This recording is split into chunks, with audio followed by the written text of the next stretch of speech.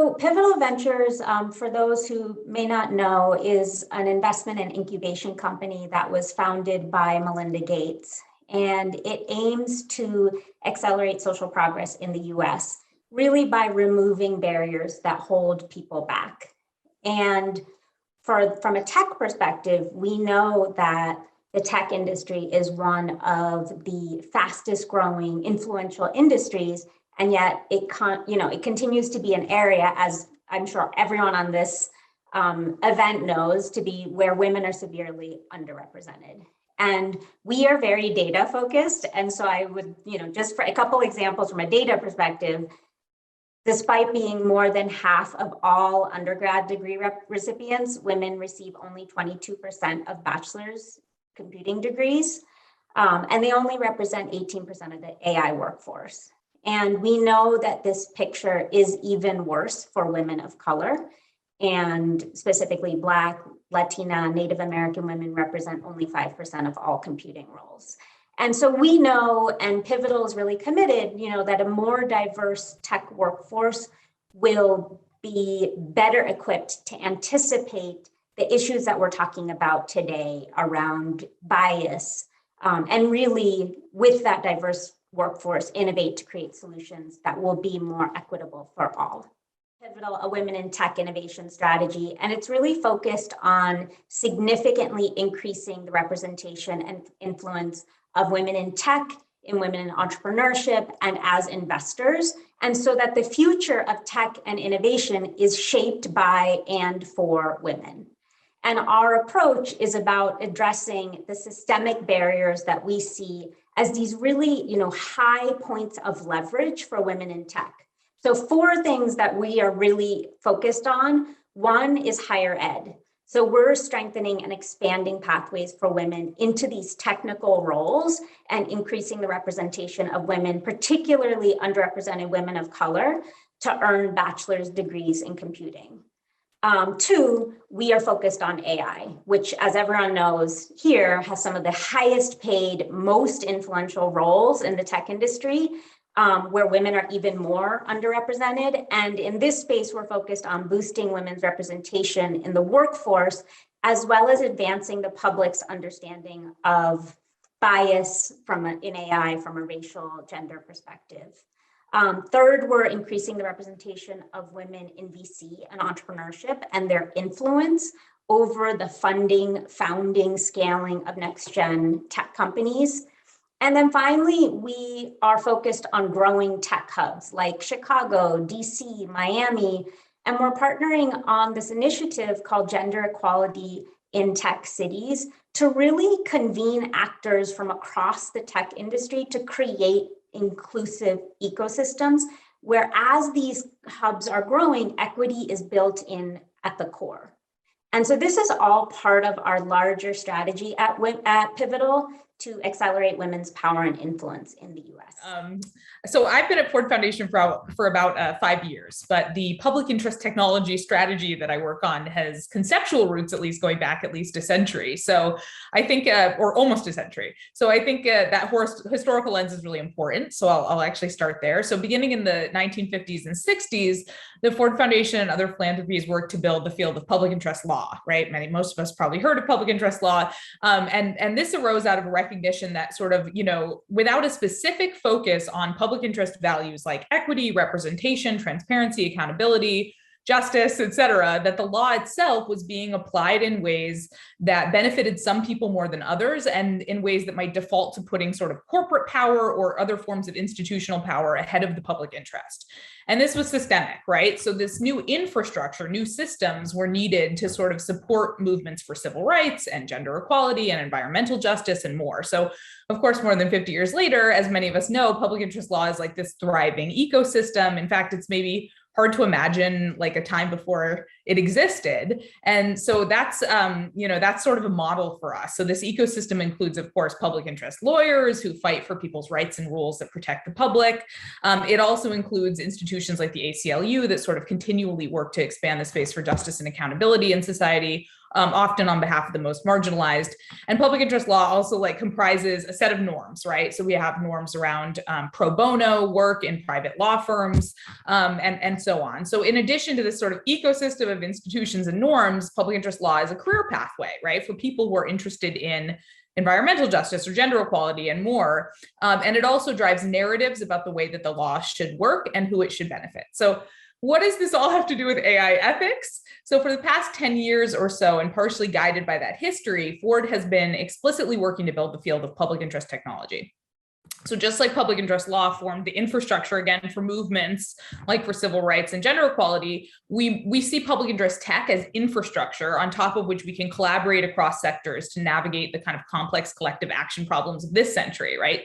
Where, you know, when we think about gender equality, environmental justice, civil rights, we're still in those fights, but the thinking is that we need, you know, new infrastructure and new cross-sector collaborative capacity to really like address these as collective action problems in this century. So if you're familiar with philanthropic foundations, like most of what we do is give money to nonprofits, right? But in my portfolio, we also do a fair amount of partnership development, which is especially fun for me because I get to collaborate with people like my incredible co-panelists.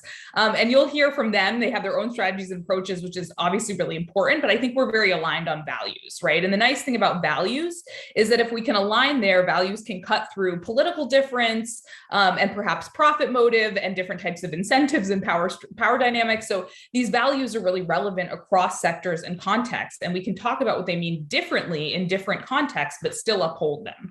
So at Ford, we talk about them as public interest values, right? But I think there's lots of sort of synergistic frames and entry points into this kind of values conversation that we're having. You might think of them as like fundamental to upholding, you know, democratic norms. It's easy to take those values for granted because, like, of course we should be prioritizing equity and transparency and accountability and justice. But it's important to recognize that we often don't see those values centered in sort of status quo or business as usual approaches to sort of innovation and progress, right? So instead, we often see neoliberal or colonialist economic values like growth, efficiency, and domination being prioritized sort of by default. And that's important, not just because our default values framework is at odds with how we now understand the world works and the way it should work, but also because there are real trade-offs at stake that matter for people's lives today, right? So look at this turn towards sort of like process automation through, you know, computation or artificial intelligence. If you're speeding up a process that's already creating disparate outcomes, you are codifying and speeding up inequality. So aligning on values and prioritizing public interest values is like absolutely critical to anything we do, whether across sectors or within them. So that's really where my strategy, at least at Ford, is focused. Well, one of the things I am sitting here remarking is in 1998, when I headed off to college, I wish I had this panel. I wish I both had this panel and this organization to remind me of what was possible versus what I saw in front of me. And I think so much of the work that we're all trying to build is for a better future. You know, I'm proud to be, my husband and I were the parents of 4, but we have 3 girls and 1 boy. And I know that the world will see my son's ability to participate in these conversations very differently from our girls. And so we are really intentional about how do we build a future and how do we talk to them about possibility in a way where there is no boundaries. And I'm excited because now there is a community in philanthropy, in social impact, in social venture that didn't exist before. And seeing just the power of what you've been able to build even on today, having friends from Romania, shout out to, I have an adopted sister from Serbia and adopted brother from Romania. So glad to see you in the chat today, but to see this kind of global collection of people who are all committed to building a new future. And I think that that's what we're hoping to do at Omidyar Network. For those who aren't familiar, Omidyar is founded by Pam and Pierre Omidyar. Pierre was the founder of eBay and showed up with this idea that we have an opportunity to build a future that's different than the one that we're currently experiencing. And so at Omidyar Network, we're a mix of both social impact and social venture, as well as what you would consider kind of traditional philanthropy. And that gives us just like a wide berth of ways to think about how do we address the most intractable problems of today, our work is really focused in three areas. How do we create the most responsible and inclusive economy and technological ecosystem? And how do we build a culture of belonging? And so we really think about our work as responsible technology, reimagining capitalism, and building cultures. And so when we think about our belief, we know that digital technology can be a force for good when it's responsibly deployed, when it's channeled, and when it's built with a deliberate intent to have positive effect. There's an article currently going around in a lot of networks about a recent build that was nothing but a hate build. It was released, it was deployed. Many folks are talking about it. This academic YouTuber who decided, well, let me just test what hate would look like under certain conditions. And there's a difference when you decide to build and deploy just so you can test the boundaries versus building and deploying with positive intent. And so our work at Omidyar is how do we focus and channel and build incentives long-term structurally as well as immediate short-term goals so that we're able to really build the kind of future again that we're all doing. You know, a lot of our work is split in, I think, two buckets, a lot of work around accountability, transparency, and trust. And on the other side, it's how do we do the design and governance of future tech? And so most of our portfolio really spans those two sides. We're thinking about how do we incubate and create communities that are committed to responsible innovation, that are mutualistic, that look like the future, that have voices that hadn't traditionally been involved. And how do we rethink our society's relationship with data? So after this, Michelle and I are in a conversation with some colleagues about what is the tech that we want to build and what does that look like? We spend a lot of time thinking about interoperability and security, and how do we build an open source software that doesn't lock us into the web that we once knew to a different future. We also recognize that youth and youth organizers and their relationship and digital natives' relationships with tech is going to look differently. And so we spend a lot of time trying to both understand the relationship and then also how do we support this burgeoning ecosystem of digital natives and their growth in tech. And always thinking about how do we create the fair checks and balances in the ecosystem with tech platforms and tech companies, and how do we build a world where messaging platforms are private, or they're trustworthy, and they're safe for everyone. So that is like the core of our responsible tech work and really grounded in those values. But I'm excited about the conversation today, and as we continue to kind of build together. I have been trying to get with Renee for a minute, so I'm so excited that we're together. The Michelles, we feel like when we're together, anything is possible. So Mia, thank you for doing this great panel.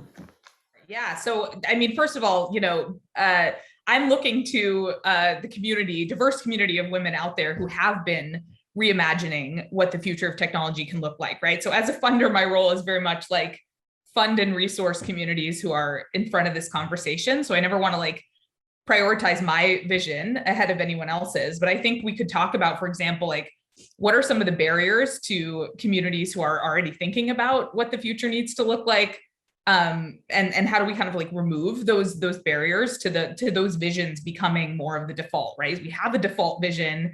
It's very much like, pale, male, stale, rich, tech bro, like tech is going to solve everything. And then eventually we leave this planet some sort of like dried out husk and like skyrocket to Mars. I am very much not with that vision, but I am looking to communities who are cultivating different visions, but there are barriers to them realizing those visions, right? And the barriers are deep. It's institutionalized systemic racism, it's misogyny, it's patriarchy. So because these barriers are so deep, it can be tempting to think of them as sort of like out there or theoretical. But they're always right here. They're in philanthropy. They're in sometimes our families. And rather than exhausting us, I think maybe like making a practice or a habit of always asking questions about power is helpful to us reorienting toward those visions, and not just thank you. I see some chatter about pale male stale in the chat. I can't claim to have coined that phrase, but I'm a big fan. So I'm thinking a lot about how we ask these questions about power, right? So for example, like we could worry about privacy in the abstract or ethics in the abstract, and that might kind of invite us to think about broadly applicable principles or approaches. I think we see a lot of this in AI ethics right now, and it's important work. We have to be thinking about, like, broadly sort of speaking across contexts and communities, like what are the kind of central themes, principles, approaches, values, et cetera. But I think we can't do that at the expense of our capacity to kind of like care for each other now and intervene in the urgent harms that are happening now. Toward realizing different alternative futures, as MJ was talking about, right? So the reality is that like technology and tools are being unevenly applied in ways that target and surveil some communities, but are marketed as like protective of others. Tawana Petty talks a lot about the intentional conflation of terms like surveillance and safety, consent and coercion. These patterns have long histories, right? And Tawana points out there's money tied up in conflating these terms so that communities get exhausted, right? Communities that could resist and should, in many cases, resist or refuse these incursions are exhausted by just like the conflation of things like surveillance and safety, right? So we don't want to miss those opportunities to really reframe the conversation. And of course, resistance to surveillance technology is just one example. There are countless, but I think when we look at them in context and through that power analysis, the systemic relationships and feedback loops become visible, and those are sites for intervention, right? Those intervention points become legible,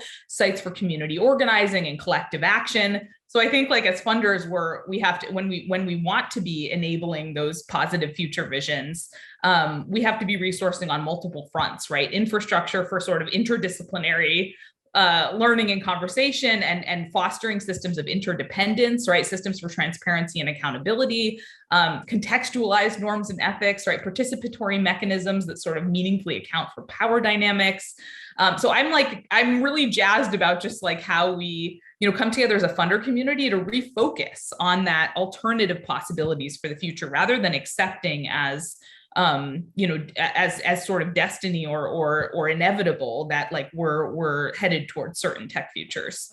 So I was thinking one thing, and then Michelle took me in a different direction. And so I want to add, I want to both address what you raised, Mia, as this overall framing question, and then add into something that Michelle shared. So I think our orientation as an organization around our belief on responsible technology is inspired by the Ada Lovelace Institute and their definition, right? It is responsible technology considers the social impact it creates and seeks to understand and minimize its potential unintended consequences, point blank. And yet the revolutionary nature of that statement, we're at the beginning of embedding your development of your product, your idea, the future that you intend to create. You are centering, I don't want to add to existing inequalities. I am recognizing respect and the dignity of each individual, and that I am both going to believe and have confidence in the usage of this technology. And that is revolutionary, because that is a baseline that is not the standard right now. And so in many ways, the conversation that we're having today is at the cutting edge of the kind of future that each of us can imagine, but we don't experience today. It is a resetting of norms, because we're saying that that is just the baseline, and what you build on top of that. But what we currently have is a system that recognizes and seeks to create inequality at every turn. We have a system that doesn't build intentionally. We have a system that continues to not only marginalize, but to harm, with both online and real world harms. And quite frankly, just the division that we say that there's a difference between online and real world harms, as if words that are spouted of hate and harassment on the internet don't have real world repercussions for the people who were experiencing them every day, that we haven't seen how harm, regardless of where it's inflicted, how it creates, again, inequality, dangerous situations. We've seen over and over and over a system that isn't really built with this baseline of how do I mitigate the harms and how am I building with thinking about social impact at its core. And so I think a lot of times we think about responsible technology as a destination as opposed to an ongoing process. It is a constant checking of both the standards and how do we show up with values of equity, of inclusion, of diversity, of accountability. And that's day in and day out. Progress can be nothing but vigilant. And I think that there's this idea that if we have 2 or 3 people in an organization who get to lead with the AI ethics banner, that we've solved the problem. Until we think about this holistically, until this is an idea that is embedded with every developer, then we have failed. And I think that to Michelle's point, if we decide to leave the husk of our planet with people who aren't thinking intentionally, then everyone who is left, who can't get on the rocket, and look, I'm gonna get on that damn rocket, okay? But everyone who is left, we're just supposed to accept as the norm that we get the leftovers, that we get to just be treated without any respect, that there is no belief in the dignity of our humanity. And that's a future that I think all 3 of us refuse to accept, and we see that as a core tenet of our work. And so our approach is not to just look at one slice, but to look at the entire ecosystem, to center these values, and to think about guardrails, to think about foresight, to think about incentives, and then what are the institutions that we currently have, what are they capable of, and if not, who do we need to seed, support to build beyond that. And I think if we're constantly thinking about those pro-social outcomes, if we believe that our call to action is to focus not just on 1 or 2 harms or 1 or 2 use cases, but to look at the entire ecosystem and how do we build on the system itself with these values centered, then I think we're moving in the right direction. The comment that you guys made earlier about the shared values of these organizations on the panel is just spot on. And I feel this consistent thread of this impatience for change and not accepting the status quo. I will add on, I think you guys did a beautiful job covering all of the kind of shared values on this topic. I would add, I'm a social scientist, so I have spent hours and hours and hours with living embedded in communities and listening to the voices of people who are often in marginalized communities across the globe. And as a social scientist working within a tech company, it was when I worked at Intel and I worked at Microsoft Research Labs as a researcher, my job was to try to speak for those voices, to convey them and integrate them in the process of product design and in conversations that engineers and computer scientists are having in headquarters, in this place, not connected to those things. And I think that, this has been now an ongoing process that is just getting momentum of really seeing that, technology has to be developed with equity at the center and driven by a diverse group of innovators that can represent the unique lived experience of the people that will be most impacted. And it's not an add-on. It should not be an afterthought. It should be the process. And so I've seen that progress, slowly over time. But I do feel hopeful that we are moving in the right direction. It's becoming a conversation that tech companies cannot ignore. And also the stakes, as my panelists, co-panelists have said, are so high. AI is increasingly being used to make these life-altering decisions. And echoing what they said, the harms are unequally distributed, and the greatest harms being experienced by groups that are already marginalized.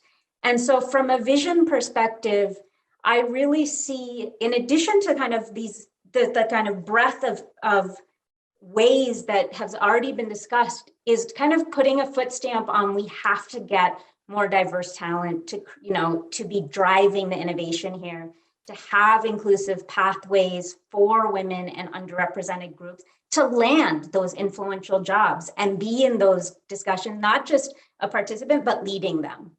And also ensure that diverse innovators and entrepreneurs, they can break in, they can access the networks, they can access the capital and resources needed to build the technology and their own visions of what their own communities see as challenges and what they want to represent.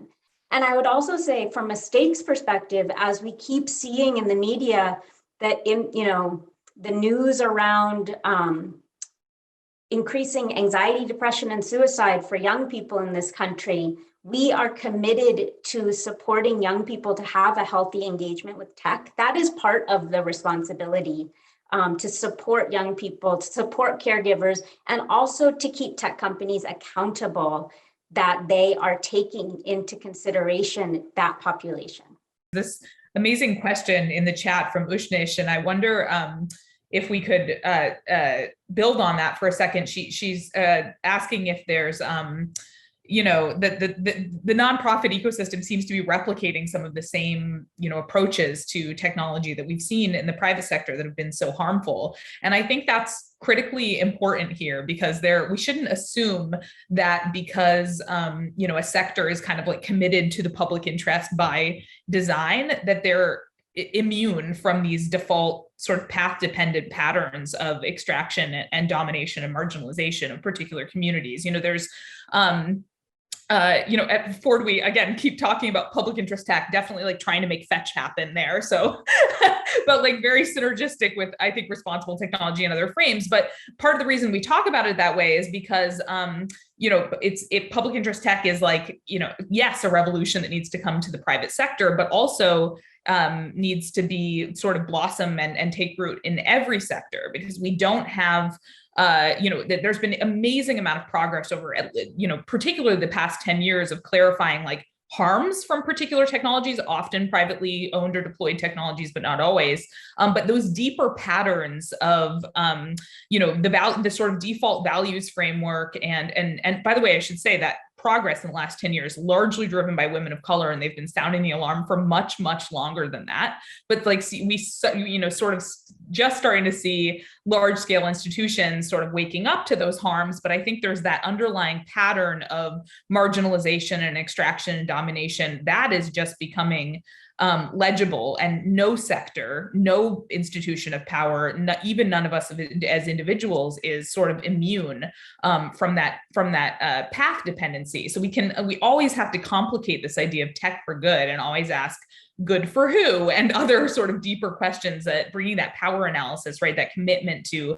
justice, equity, diversity, and inclusion, like into the center of our approach. So never assuming that like a particular tool is inherently pro-social, but we're investing in a set of approaches and in the inclusion of a set of perspectives that can clarify trade-offs between different approaches, right? Whether those are technical approaches, legal approaches, governance approaches, or something else, right? So rather than sort of moving fast and breaking things, as we saw like such a massive cultural colonization of technology happen over the past 25 years, instead of that, we're kind of consciously,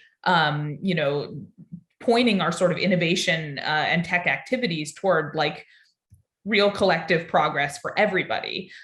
So I think we're all invited to do that power analysis. It's perhaps most important to do in, say, the public sector or the nonprofit sector, where we do have that institutional commitment to the public interest. And so making sure that we're living those values is just incredibly important. And I shared a link in the chat to like one of many, I think, articles that's come out recently trying to help the social sector sort of live those values more explicitly. But I think we have to start by acknowledging that for centuries we have pursued priorities of growth and speed and scale, like literally on the backs of oppressed people and communities, right? So this legacy of extractive racialized and colonial capitalism is like acutely programming us headlong toward catastrophe while also harming people at scale. And so things like harvesting people's data absent, say, meaningful consent, to say nothing of their participation, continues in this extractive tradition. So it's not that people who are excited about what can be done with data for pro-social purposes, like including with AI, are necessarily wrong or lying, but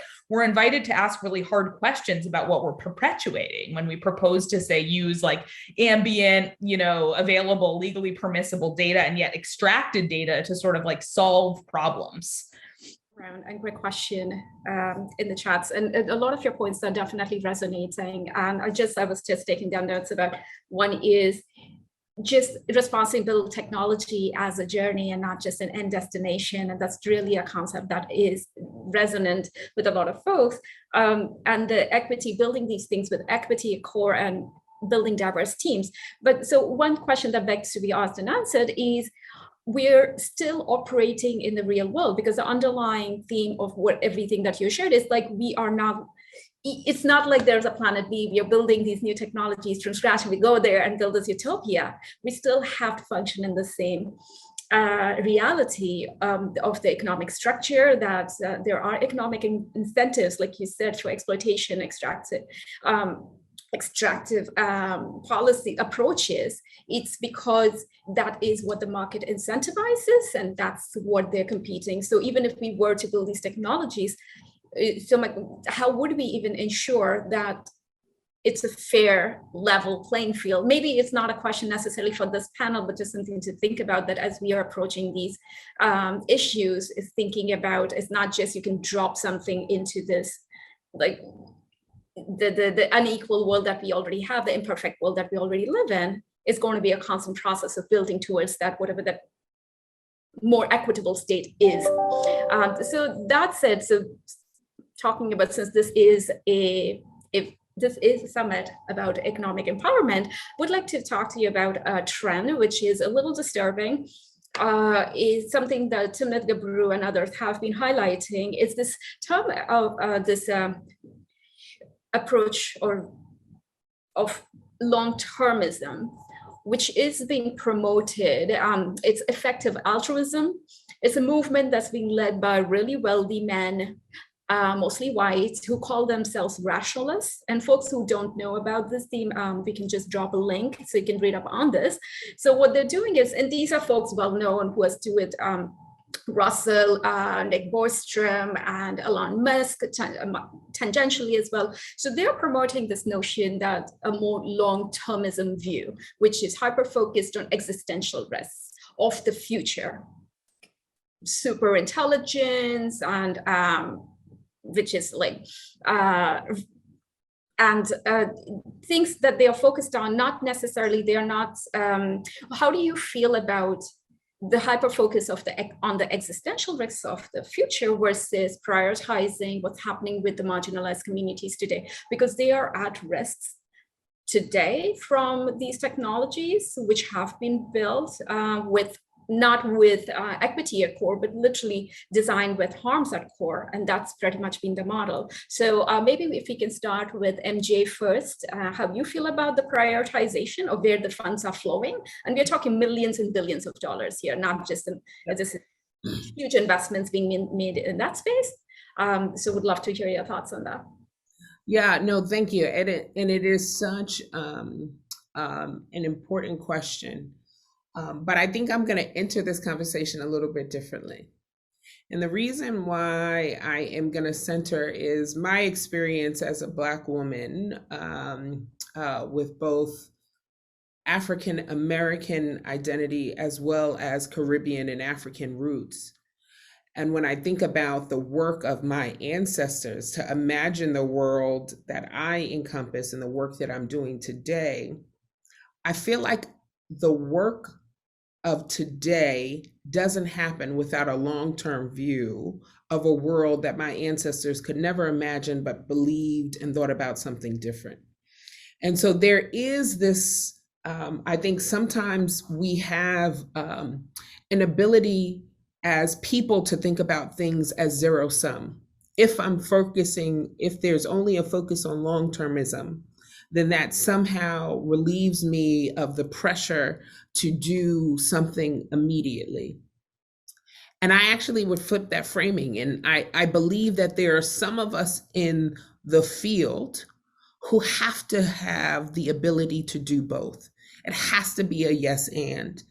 And the reason why is that the emancipation, the suffragist movement, the civil rights movement doesn't happen without years. There were 12 generations of people who were enslaved who never saw freedom, but that work was built over 12 generations and decades. So there is a belief that system that I both am the experience and the beneficiary of, that says that someone has to have a long-term view of the type of world that we want to inhabit. And that includes in the development of AI ethics and a tech ecosystem that is more representative, more inclusive. But where it falls apart with pale male stale is that doesn't preclude us from working right now. And I think when we think about acute pain points in the system, they are most aptly felt by marginalized community that disproportionately are women, that are non-binary people, that are folks who have lived and constantly live with harms. And we have made a value judgment as society that we said, it's okay if you experience those harms right now because we're building for something else.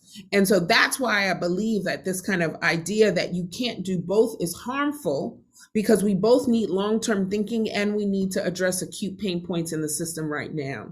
And the alleviation of everyday harms through targeted points of solution is value, as well as future-proofing and thinking about a system that is more inclusive. Because guess what? If I'm not a part of the future conversation, then again, when we're back on that rocket ship, there's people who don't look like me, who don't speak like me, that aren't Yoruba or Nigerian or Jamaican or non-binary folks. So I have to be in both the long-term conversations and I have to do the work of right now. I often tell my team, reflect, do, pivot, do. So I have this motto: reflect and do, and pivot and do, and act and do. And there isn't this opportunity for us to think that there's this zero-sum world that will prevent us from doing both. Now, not everyone has the same gifts to do it all.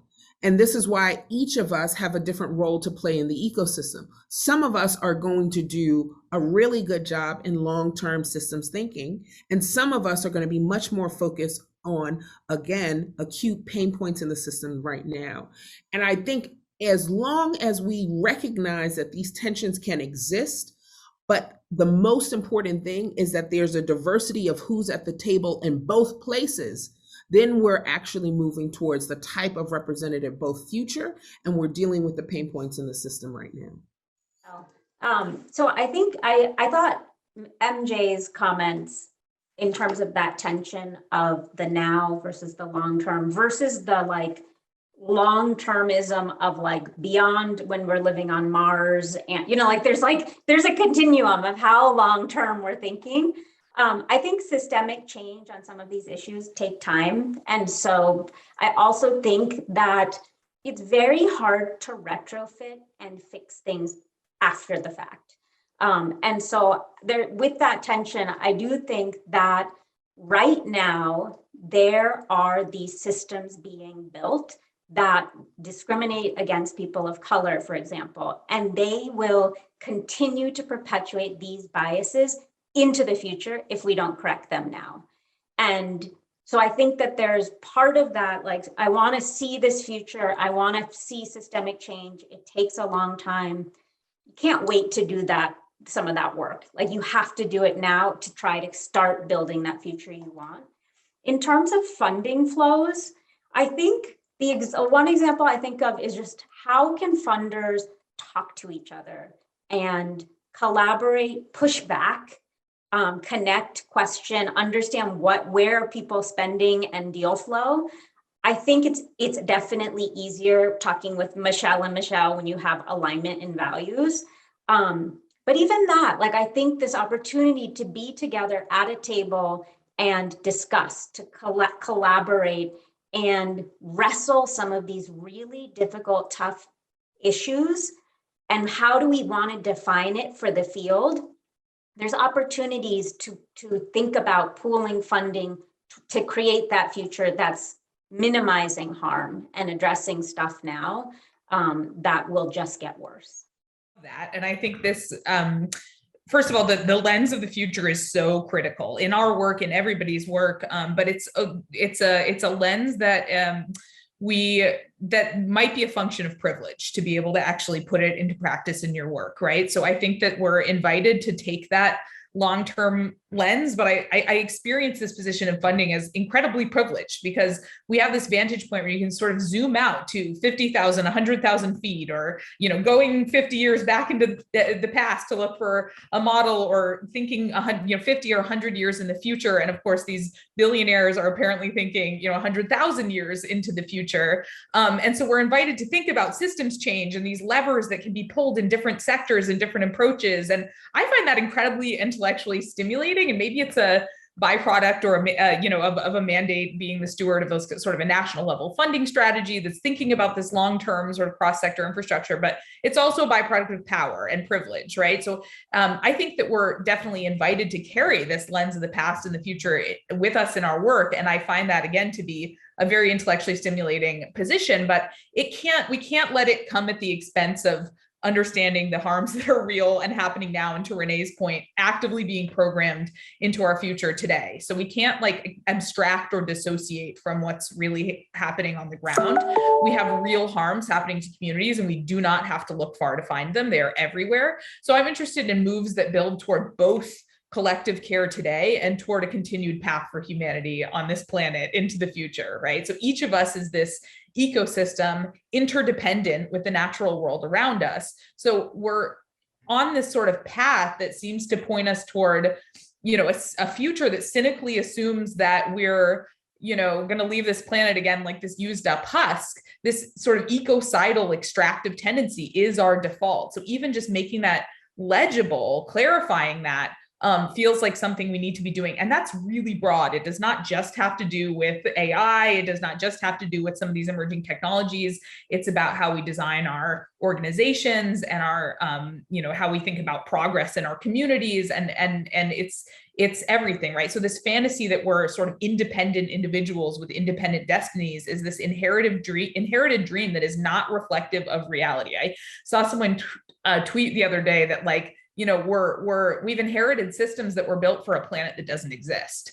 By default, we're on this path of domination and othering and extraction and rapacious consumption. That's not our destiny. That's a choice. That's a program that we're running. So for me, it's not that I reject a long lens of the future or deny the reality of long-term risks. I think those are important lenses, but it's in light of that I think we're invited to consciously make a choice to move toward different possible futures instead of saying, well, that's the end point, so we better plan around it.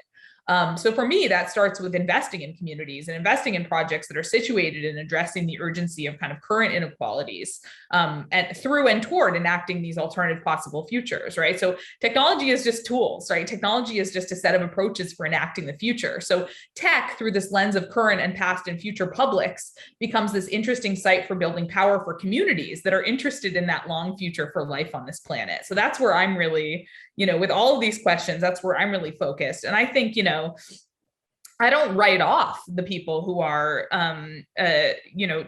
focusing us on those existential risks, but I think it's in light of that we need to, it invites us to double down on our investments in empowering the communities that are most impacted today. My last question is, are there any specific initiatives, any programs that you're working on right now that might be of interest for people who are interested in this field, who want to pursue a career in AI, responsible technologies? So first of all, we have a series running right now. I've already shared one of the links in the chat. We have a sponsored series running with the Stanford Social Innovation Review right now on public interest tech. And I'll share right now the latest piece that's just come out, I think yesterday or the day before, from Alex Hanna and Dylan Baker at Dr. Timney Gibru's Distributed AI Research Institute. So that's a series to keep an eye on. But then another plug is we also have a big piece of infrastructure, our big sort of play in academia, which is resourced across a bunch of different funders. We're always looking for more if there's funders in the audience who would like to learn more. But the Public Interest Technology University Network is a coalition of, I think 48 right now universities across the United States and 8 or so international affiliates that have all kind of committed to tearing down the silos between the way we're training technology and the humanities. So acknowledging that, first of all, we've been making backwards progress in terms of particularly women of color getting computing degrees, but that like, we're not actually going to need all that many pure computer scientists in the future. We need a lot of interdisciplinary folks who are trained to think about socio-technical complexity. So I'll put a link in the chat also to the Public Interest Tech University Network site. There's probably a university, in your area that could be a conduit to being part of this. Like, how do we train the next generation of technologists? And often they're showing the leadership, right? There's 13 minority serving institutions in this network that are the natural leaders for this work. And it, of course, also includes, shops like institutions that have shops like Ruha Benjamin's Just Data Lab at Princeton that are doing critically important work on this. Well, it's not, of course, just the minority serving institutions, but it's sort of supposed to be an engine of at least innovation in academia in terms of how we get to this, get to these, alternative futures. I was an ethics lawyer and the early ethics and civil rights lawyer early in my career. So there's space for everyone. I think there are a few things. One is we are hiring at Omidyar Network. So I will make sure that we put that link up because there's obviously direct ways to engage in our community and we want to send that far and wide. I think the other thing is, as I shared earlier, we're really investing in how do we build the tech that we want. And so we're really trying to support a community of founders, of leaders, of technologists who are working to build this kind of mutualistic approach and really thinking about collective well-being. And so we'll be looking and would love for you guys to jump in and participate with us in that world and the community that we're trying to build. We also, as both Renee and Michelle have shared, it's a big piece of this is how do you both invest in diverse leadership and creating pipelines early. And so we continue to support digital native organizers who are looking at how do we make tech more accountable and more inclusive. We're working with Mozilla and their Responsible CS Challenge, focusing on how do you build a new wave of ethical technologists.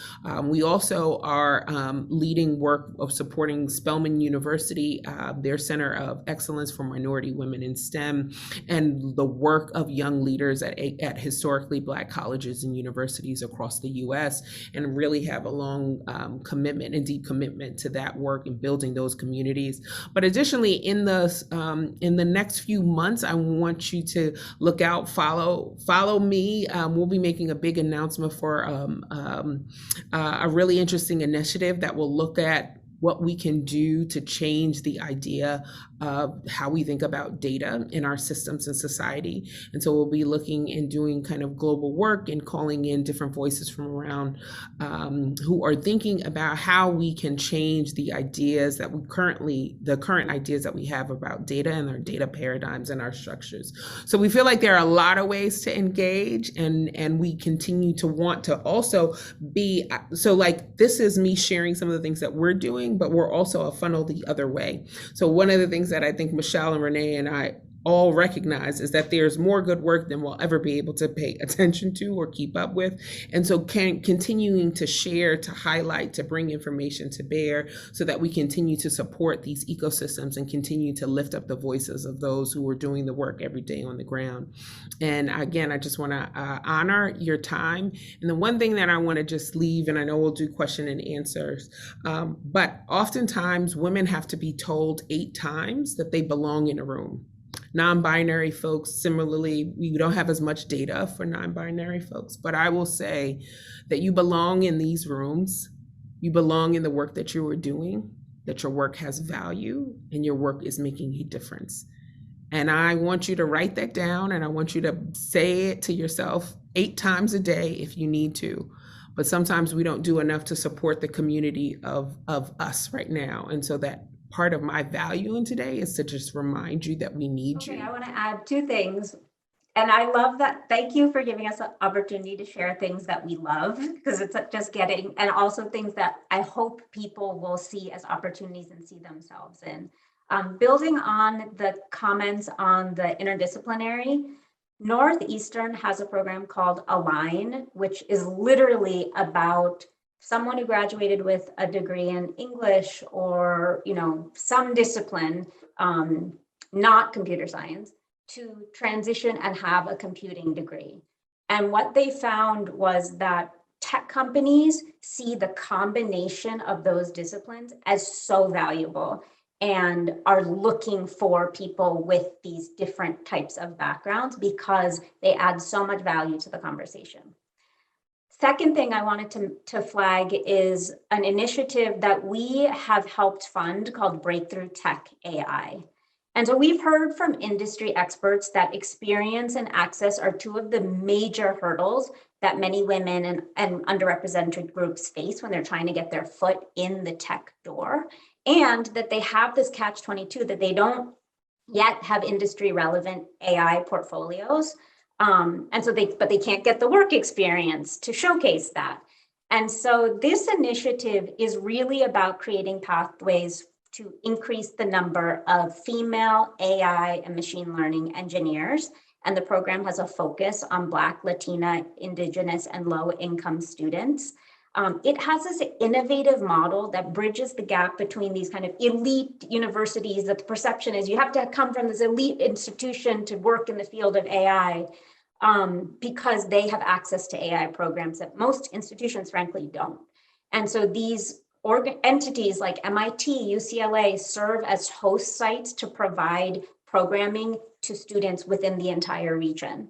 And it's effective. We know that, with the mentorship, the skills-based training, the coaching, mentorship, all the stuff that you get through this program, the students are landing AI internships and just busting through the paths into the tech industry for these really lucrative jobs. So I wanted to make sure that everyone saw that, and really it's an opportunity that is just a new type of thing, because it's been such a closed network before.